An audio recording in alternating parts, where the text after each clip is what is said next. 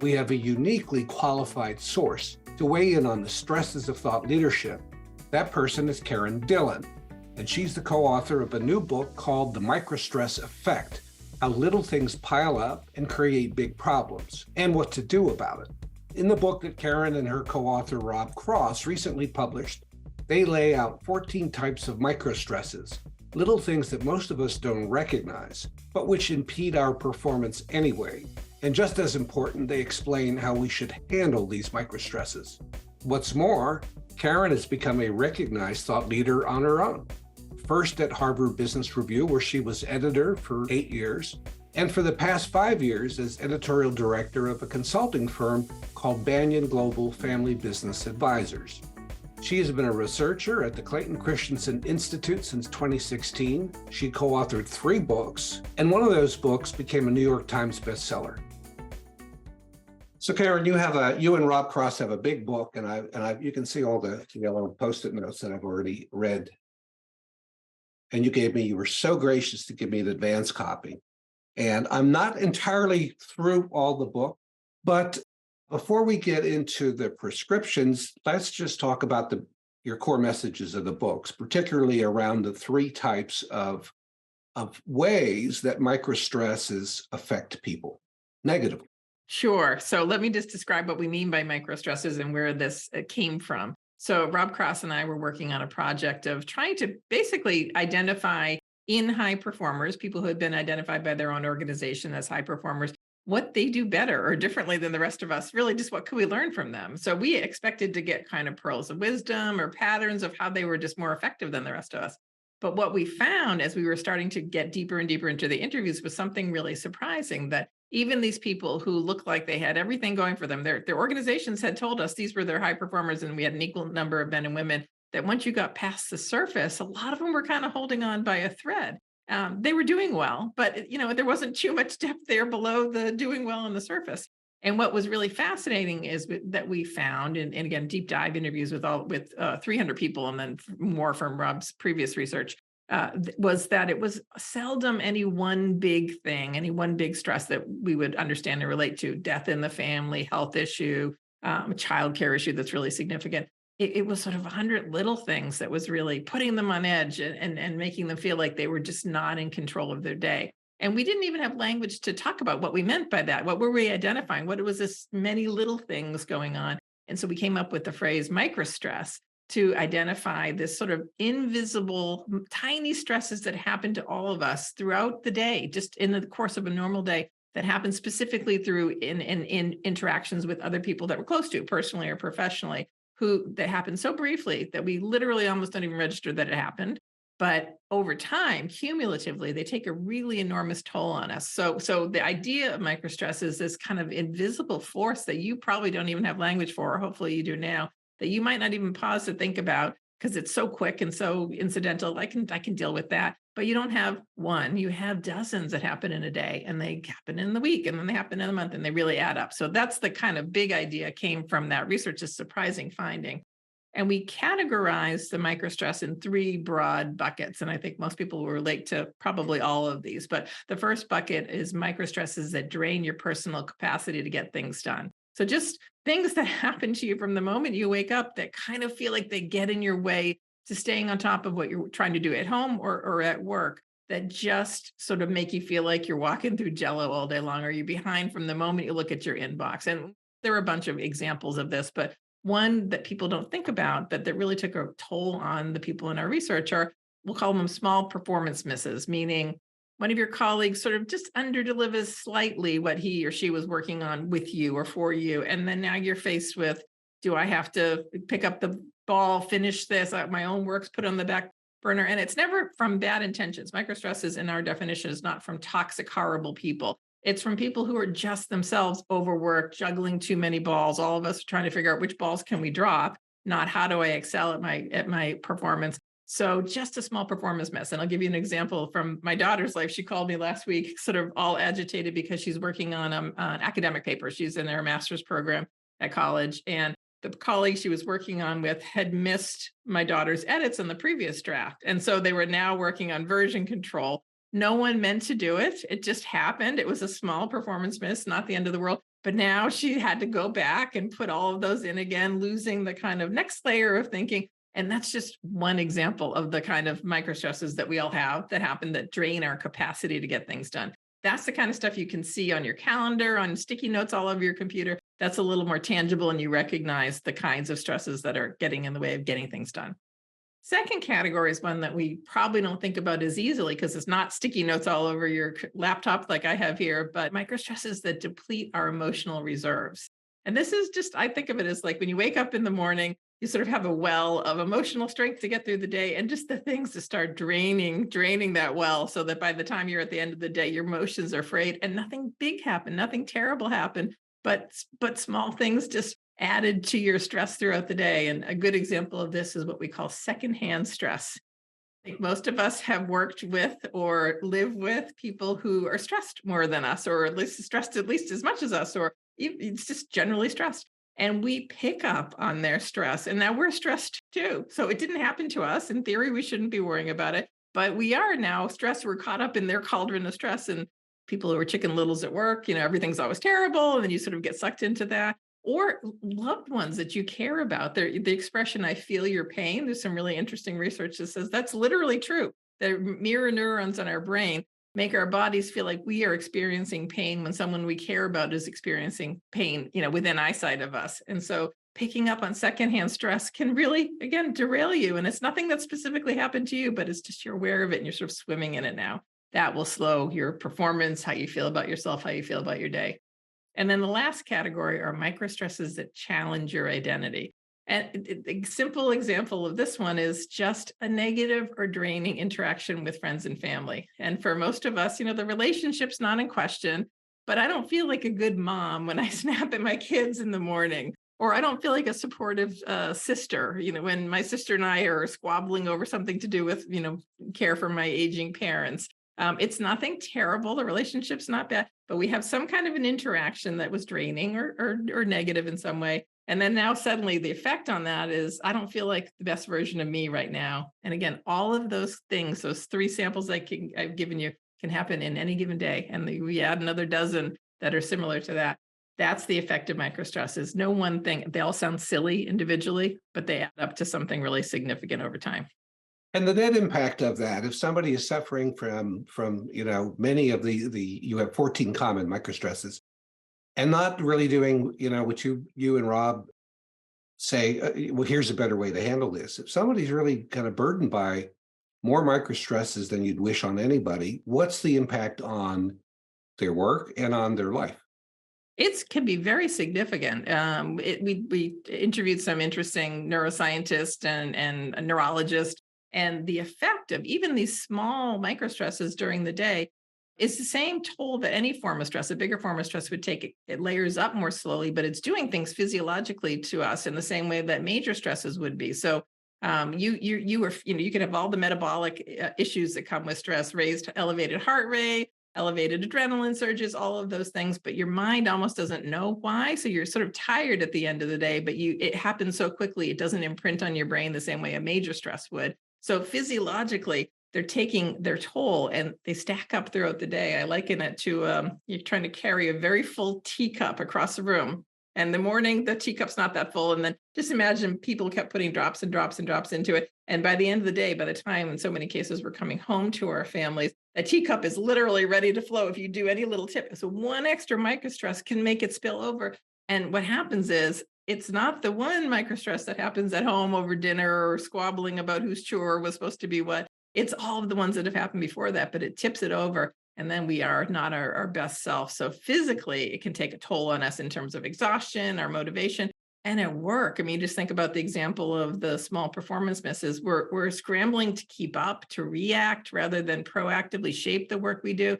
We're just never our best self. We're never feeling on top of our ability to be creative and be collaborative if we're always sort of covering the sort of microstress shortfall. So it's not good for us in any way, and being overloaded with it is really a significant, as we saw with these high performers, so many of them really were teetering on the edge of full-on burnout. And it would sound silly for them to say, I'm burning out because I have too many emails, or I'm burning out because my colleague keeps not proofing the paper. It's all of those things that happen at the same time, and that really can take an enormous toll. Interesting. And it just makes me wonder how many people suffer from that and they say, I'm burned out. I don't like this profession anymore. I need to do something completely different, change careers, go into a new job. And since they really haven't been managing the microstresses, find themselves in the same boat.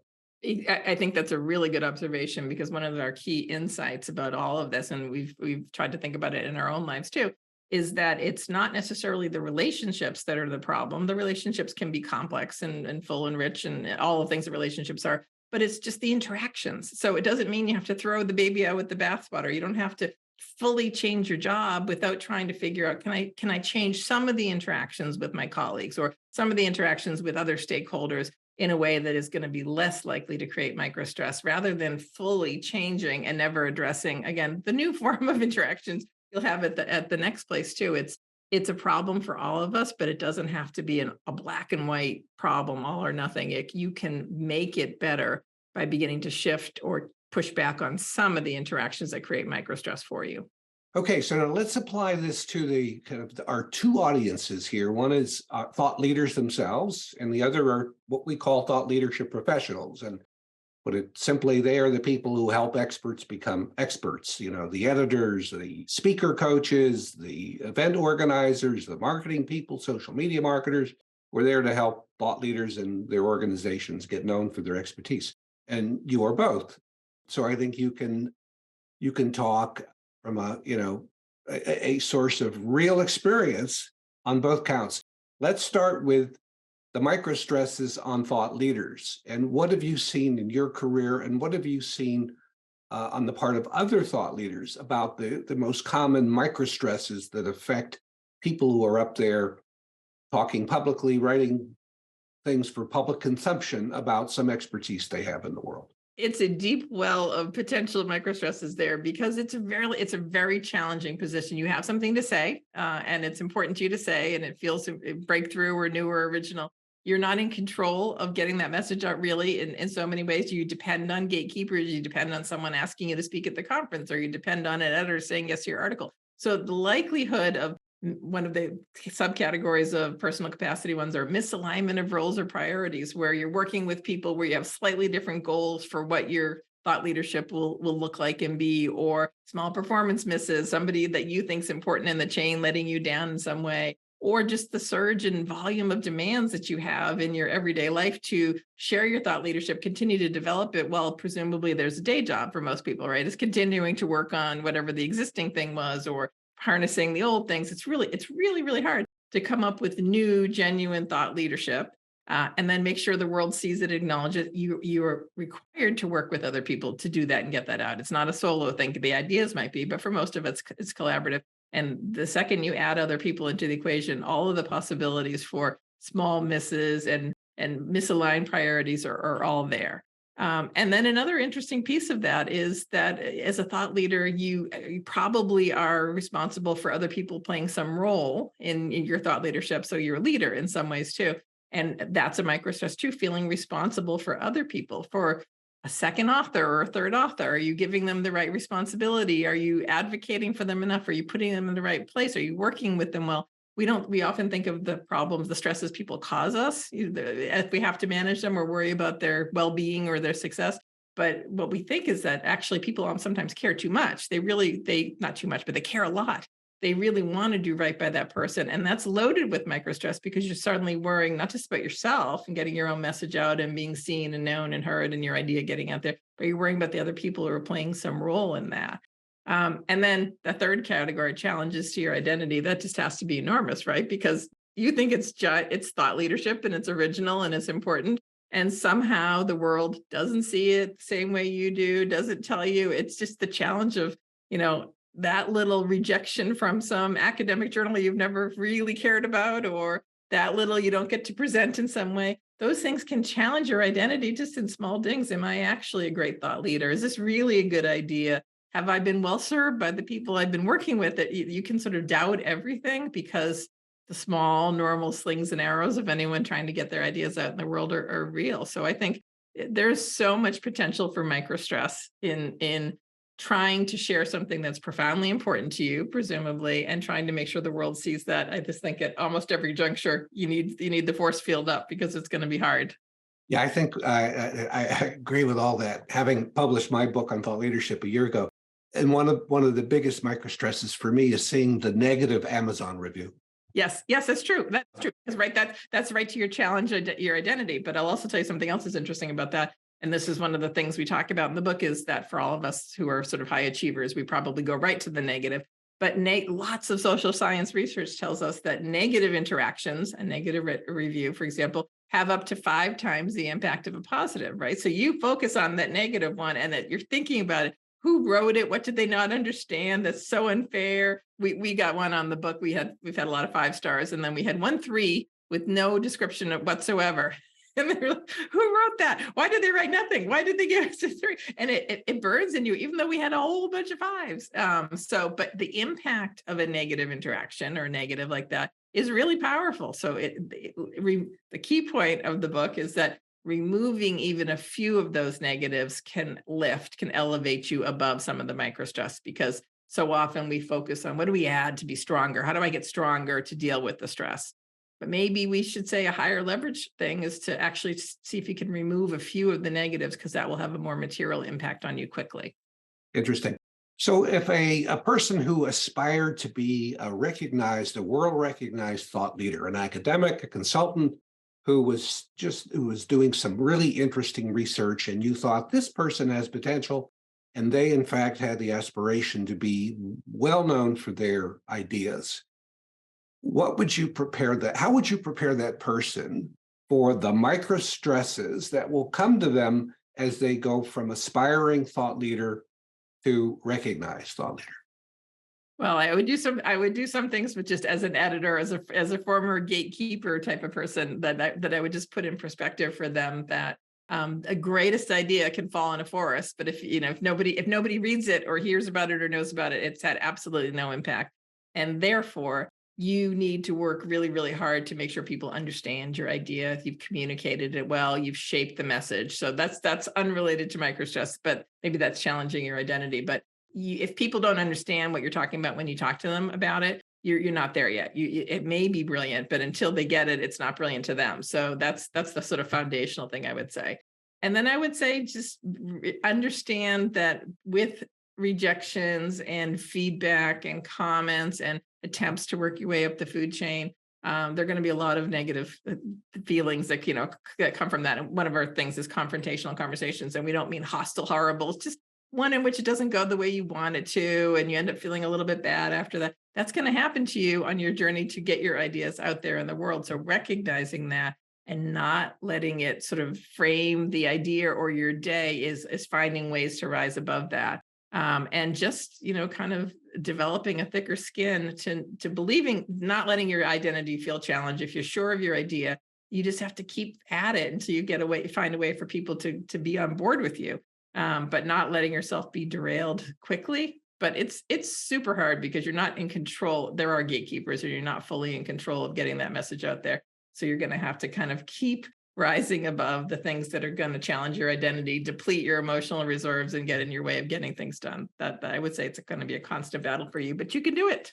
So let's talk about the identity challenging microstress for thought leaders that thought leadership professionals, especially editors, can induce, which is called rewriting or editing their prose. Yes. That's a microstress, right? It is indeed a microstress. It's very difficult. It is very difficult to do that. But I have just actually I'll think of how I reframed it in my own life. I love the opportunity to rewrite, fix, get feedback on whatever I'm working on, because it will make it better. I've reframed it from I have to respond to all this stuff to this feedback is really valuable because either I'm not communicating well, so I need to do it better. If they're asking questions that seem annoying and wrong and not on point, or they're trying to cut my main thing, I should say to myself, I need to do this better. So this is a great opportunity to be better, be stronger. It's something I learned from my work with Christensen. He used to have a sign outside of his office that said anomalies wanted.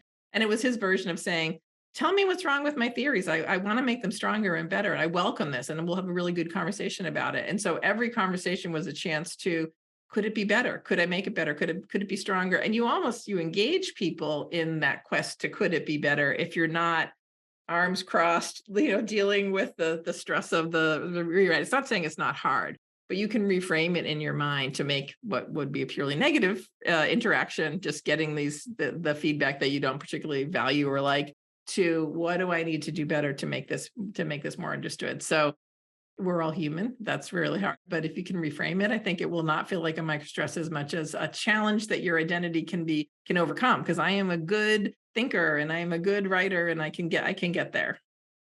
So let's switch to the thought leadership professionals, the folks who are doing the editing and doing the speaker coaching and all that. What are the biggest microstresses have you seen? And I guess you are a thought leadership professional too at Banyan, right? You're editing Yes. people's stuff. So you're not just a thought leader, you're a thought leadership professional currently. And you were a thought leadership professional at HBR. So thinking about the thought leadership professional, what are the biggest microstresses that for those people, and how should they deal with them?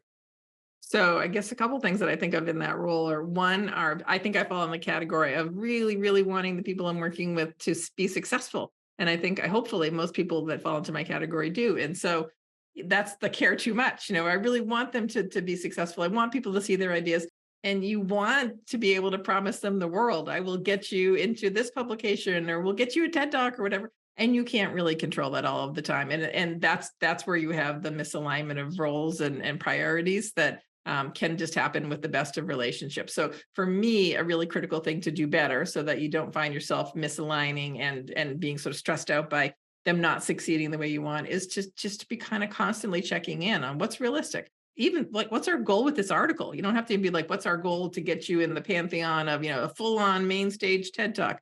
Maybe let's take it back a bit. What's our goal with this article? Who do you want to reach? What's the point of it? Why are you excited about this? Having those kinds of conversations can help me as a gatekeeper or professional get you to a better place. And then you and I are both aligned and your expectations are in the right place. Mine are in the right place. And I'm also going to be better because I'm going to be able to take the right steps to get you to, I want this article to be seen by entrepreneurs. That's a goal. Okay, so then we're going to do something different than that. Or I'm working out ideas that I want to eventually do a talk on, but for right now, we just kind of want some feedback from people. Okay, we can work with that. So having the conversations, asking good questions on both sides is a good way to avoid the misalignment of roles or priorities. And caring about the people you work with and wanting them to do well is a good thing, but you can also sort of coach them to be realistic about what's happening, what you can do, what you can't do, what they need to get better at. Like, not being Pollyannish about it. You need to work on the writing. We'll find a way to do it. We'll get a writing coach or whatever it is.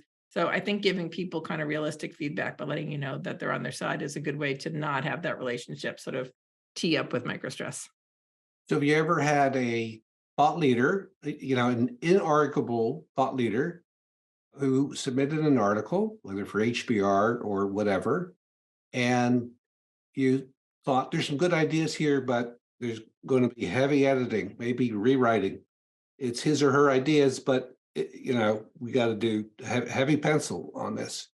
The thought leader sees the edits and says, I don't like your edits.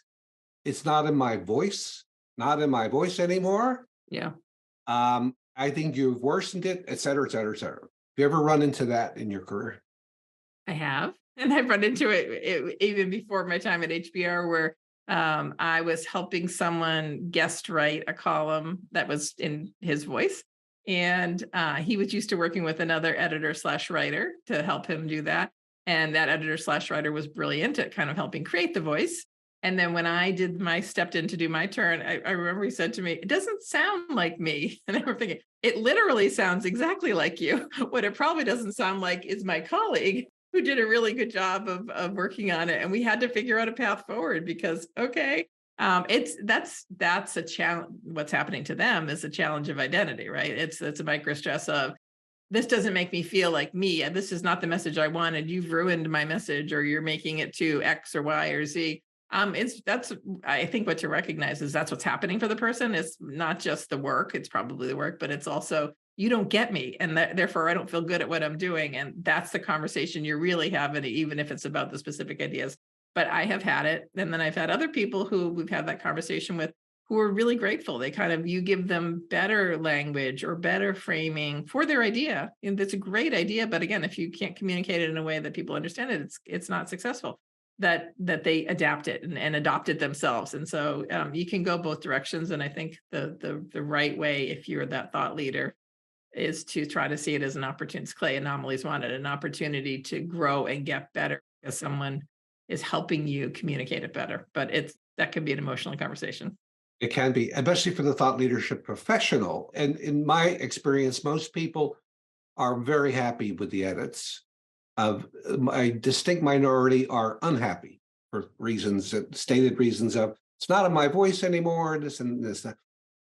How does the thought leadership professional, when they get that kind of criticism from a thought leader or an aspiring thought leader, how do they avoid feeling incompetent or I thought I was a really good editor, and this person is basically saying I'm not. Right. How does the thought leadership professional do? There's a expectation alignment at the beginning, even if it's just saying out loud things that you think are obvious, but they may not. This will take us a few rounds, or I don't know the editors at this publication, wherever you're dealing with, or if you're editing the piece, you're an HBR editor, for example, editing the piece. This is how I usually work. It takes me a couple rounds. Are you up for this experience with me?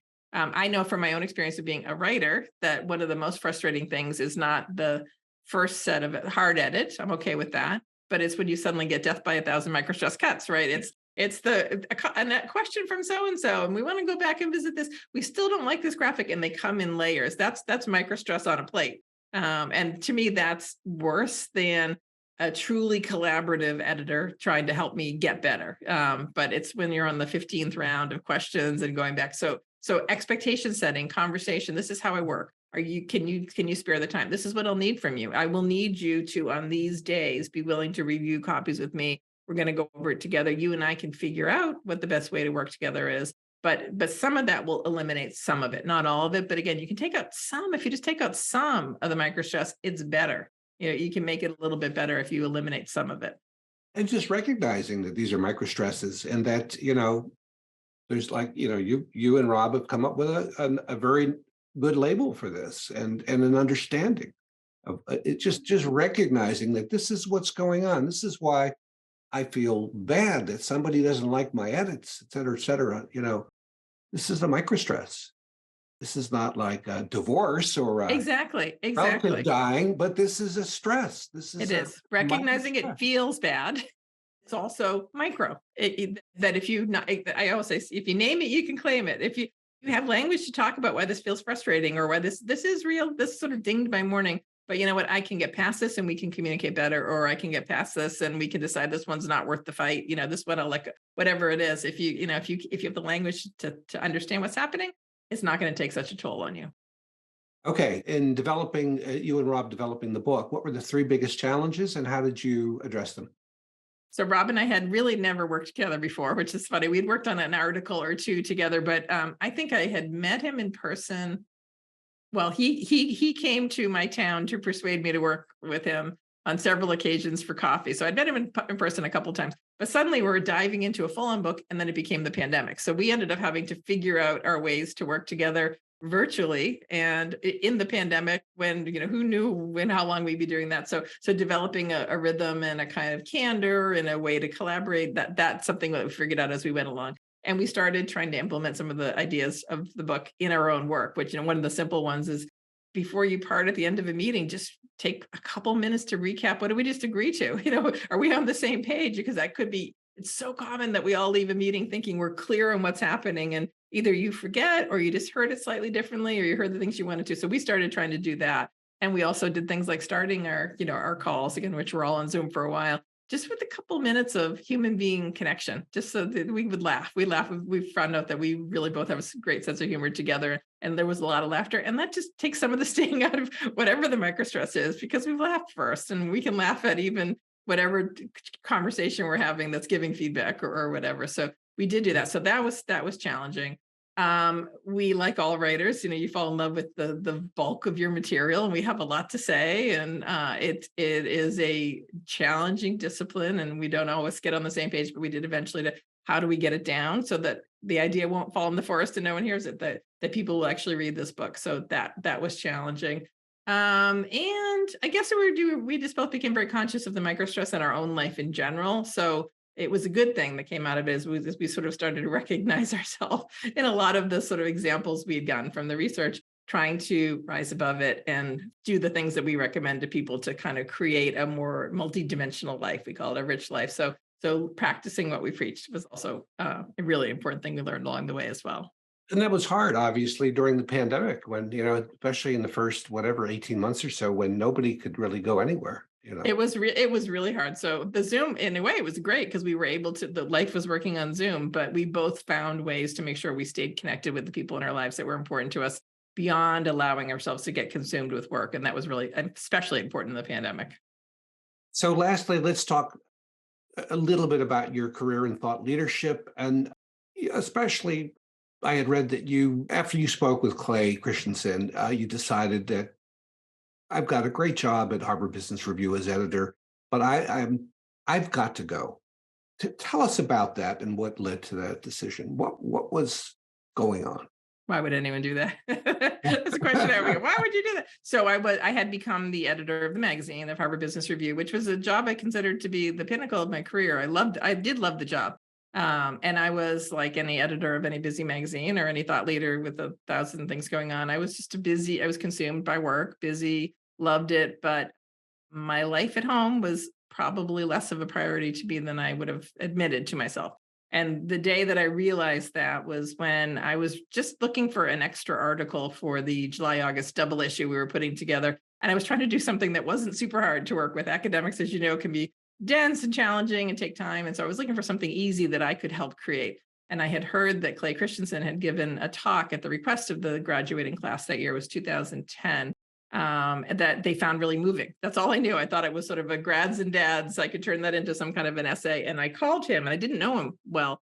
I called him and asked if I could come over and figure out how to turn that into something for HBR. And he said yes right away, which is amazing in hindsight, because I later learned he was one of the most busy men on the planet. But I got over there pretty quickly. And as we were talking about what he talked to about the class, which is how do you make sure that the decisions you make in your career and in your personal life are ones that lead you to happiness, that are executing a strategy for being happy, not for just, making the expedient decision or getting to some kind of career success that doesn't really make you happy. It was what he cared most about leaving his students with.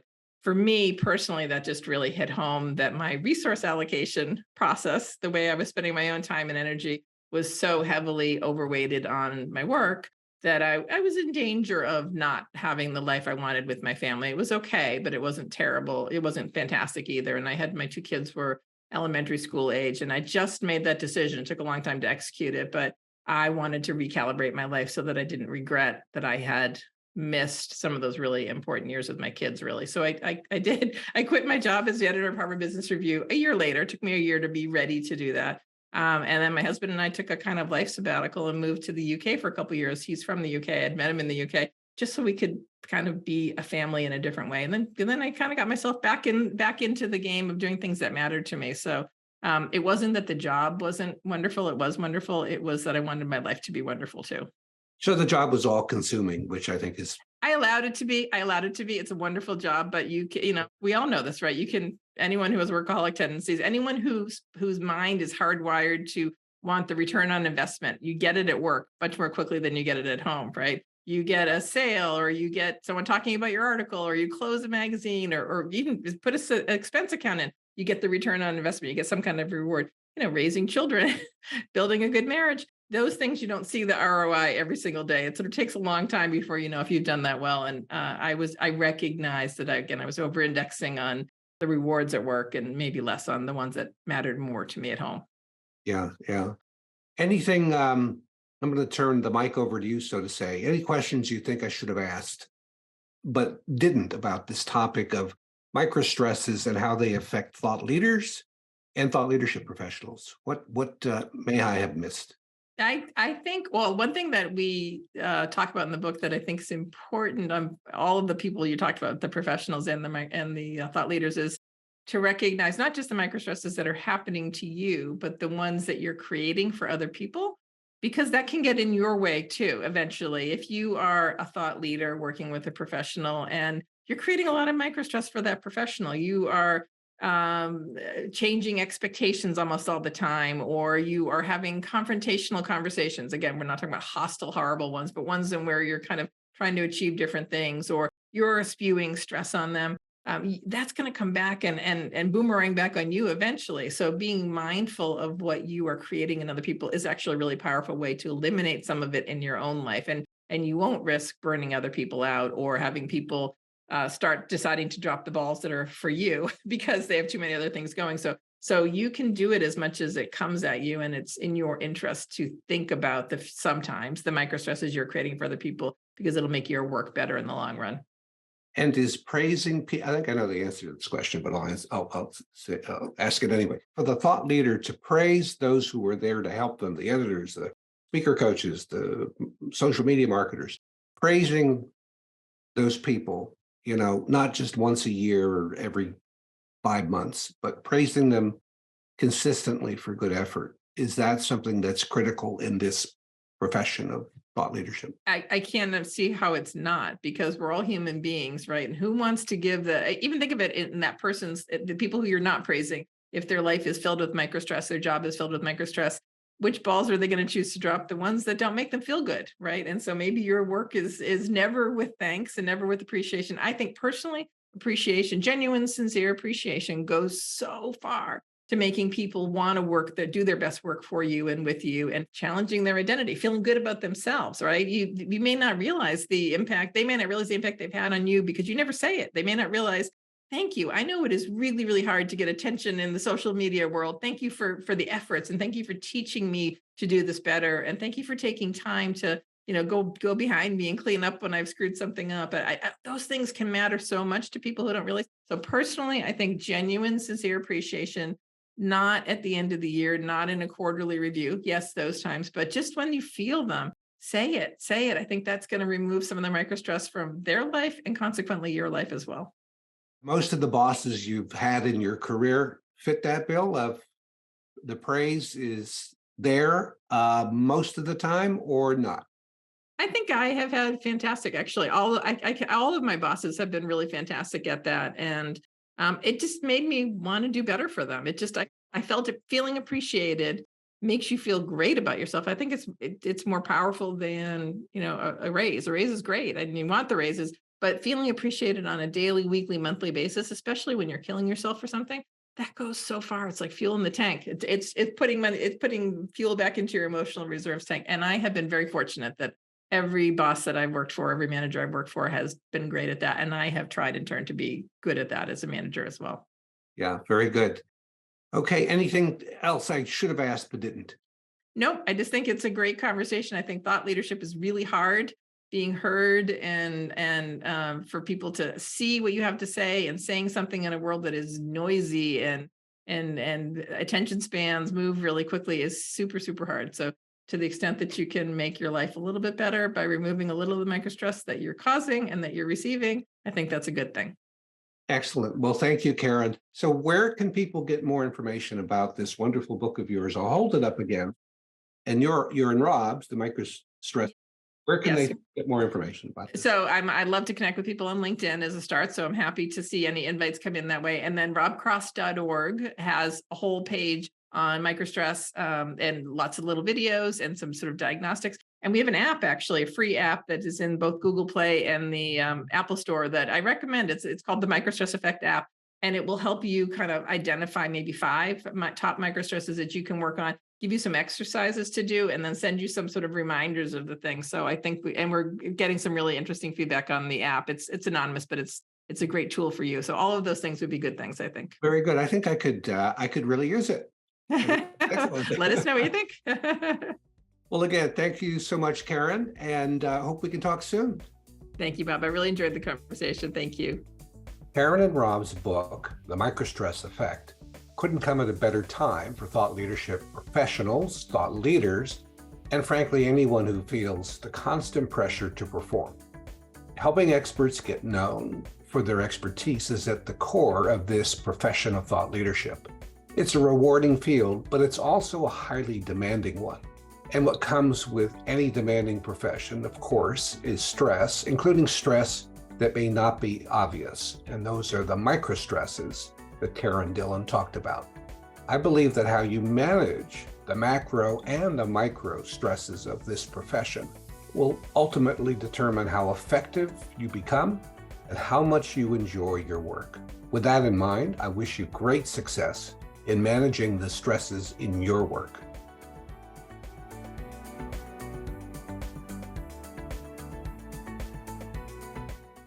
Everything Thought Leadership is a video and podcast series from Boudet TLP. It's for thought leaders and thought leadership professionals, the people who help experts get recognized as thought leaders. If you enjoyed this episode, we'd love it if you left a like and if you shared the episode with your colleagues. You can find out more about Boudet Thought Leadership Partners at boudettlp.com.